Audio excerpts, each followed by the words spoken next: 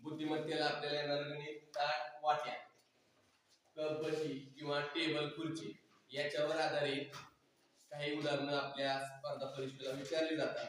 यामध्ये दोन प्रकारची खास गणित असतात. त्यातलं एक गणित पहिला प्रकार आपण घेऊ.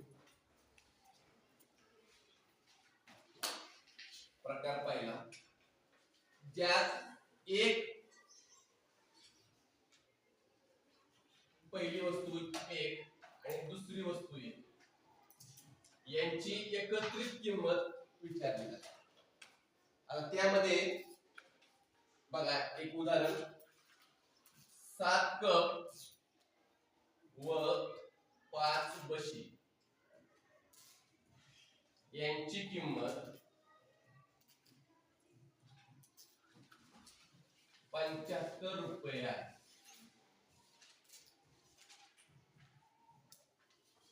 तर 5 कप व 7 बशी यांची किंमत 81 रुपये आहे. तर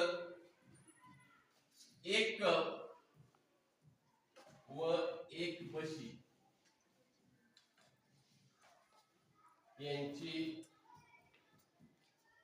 किंमत किती? हा आपला पहिला प्रकार.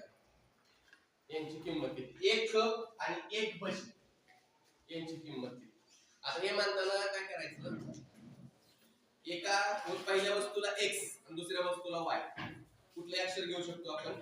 पण x y या स्वरूपात जर आपण मांडलं तर बघा 7 कप. आता कप साठी आपण x घेऊ आणि बशीसाठी y.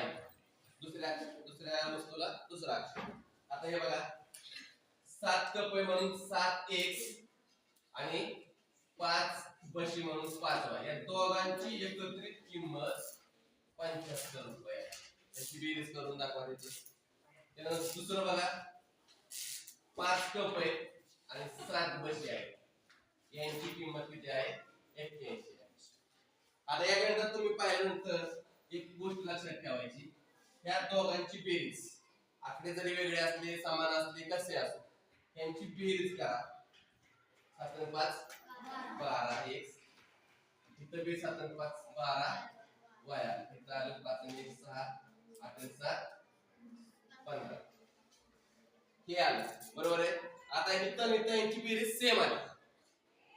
जर आपल्याला 1 कप आणि 1 बशीची किंमत काढायची असेल तर काय करायचं? इथं जर हे 7 आणि 5 12 7 आणि 5 12 इथं जर बेरीज सेम येत असेल तर आपल्याला उत्तर काढताना फक्त काय करायचंय? ह्या बेरीज घ्यायची 156 भागिले कोणता अंक समान आलाय? 12. त्या 12 ने त्याला भागायचं.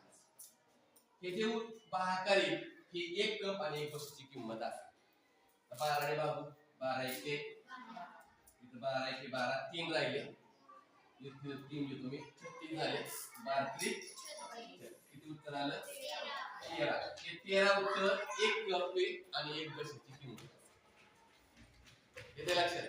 या अशा प्रकारे हा आपला पहिला प्रकार आहे. म्हणजे x अधिक y बरोबर 13. 1 कप आणि 1 बशी म्हणजे 13. आता प्रकार दुसरा. आता या प्रकार दुसऱ्यामध्ये एका वस्तूची किंमत आपल्याला काढायला लावली जाते. यातली कोणती एक वस्तू, एक तर वाटी किंवा ताट, एक खुर्ची किंवा टेबल, कप किंवा बशी, त्याचा आकडा वेगळा असू शकतो.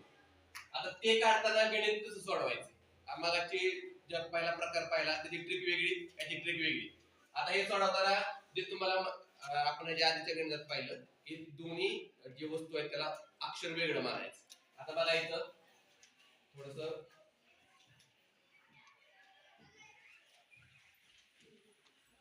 5 वाट्या आहेत म्हणून इथं 5x केला आपण. 7 ताटे आहेत 7y यांची किंमत आहे 650. त्यानंतर दुसऱ्याला दिले 8 वाट्या 8x अधिक 3y बरोबर 425. आता इथं समान बेरीज केली, समान कोणता आकडा येणार नाही. आणि एक ताट आणि एक वाट यांची किंमत नाही विचार, आपल्याला विचारले 5 ताटांची किंमत, फक्त ताटांची किंमत विचार.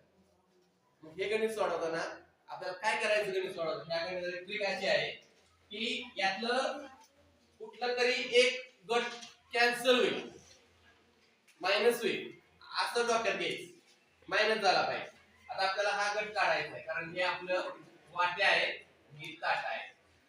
आपल्याला ताटांची किंमत विचार म्हणून आपल्याला हे ठेवायचंय की कॅन्सल होईल. अशा वेळेस काय करायचं, तर ह्यांचा जो गुणक आहे सहगुणक, या 8 ने या अख्ख्या समीकरणाला गुणायचं. जिथं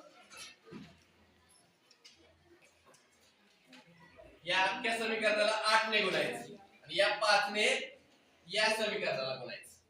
म्हणजे काय होईल, हे पहिला गट समान होईल. बघा आपण गुणाकार करू. 8 ने या सगळ्यांना गुणलं, 8 पंचे 40x अधिक 8 ने या 7ला गुणलं, 8 7 56y. 8 ने याला गुणलं, 8 0 0, 8 पंचे 40, 8 7 48 आणि 4 52, 5200 आलं. हा झाला गुणाकार. आता 5 ने याला गुणा, 85 40 1 5 3 15 अक्षर लिहा y. 5 ने याला गुणलं, 5 5 25, 5 गुणे 10 2 12, 4 1 5 24 1 21. हे झालं समान. समान झाल्यावर यांची वजाबाकी करायची. काय करायची, वजाबाकी केल्या या गटाला हा गट कॅन्सल, म्हणजे इथं वाट्या कॅन्सल झाल्या, राहिली काय फक्त शिल्लक आता ताटे राहिली. आणि आता यांची वजाबाकी करा, 7 तून 5 गेला 1, 5 तून 1 गेला 4, 41 y. इथं वजाबाकी केली 5, 10 तून 5 गेले तर 3, 1 गेला, 2 तून 2 गेले 0. इथं किती आहे, 3 नाही,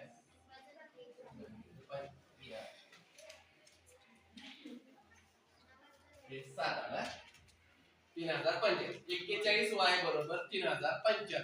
आता आपल्याला हे समीकरण सगळ्यांना माहिती, 41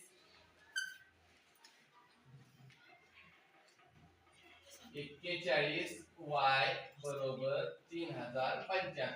हे समीकरण माहिती आहे. 41 ने जर गुणलेलं असतं, पलीकडे जाऊन काय करायचं, भागायचं. 3075 ला 41 ने भागलं, हा भागाकार केल्यावर लक्षात दिलं आपल्या की y ची किंमत येईल 75. किती, आता y ची किंमत 75 आली, म्हणजे एका ताटाची किंमत 75 आली. किती ताटाची किंमत आली, एका ताटाची. मग आपल्याला एका ताटाची विचारल्यास तेवढीच लिहा, पण आपल्याला विचारली की ताटांची 5, त्या 75 ला आपल्याला किती गुणावं लागेल, 5 ने गुणावं लागेल. 5 5 25, 40 2 35 2 375 रुपये हा आपला पर्याय असेल. अशा प्रकारे 2 प्रकार अतिशय महत्त्वाचे आहेत.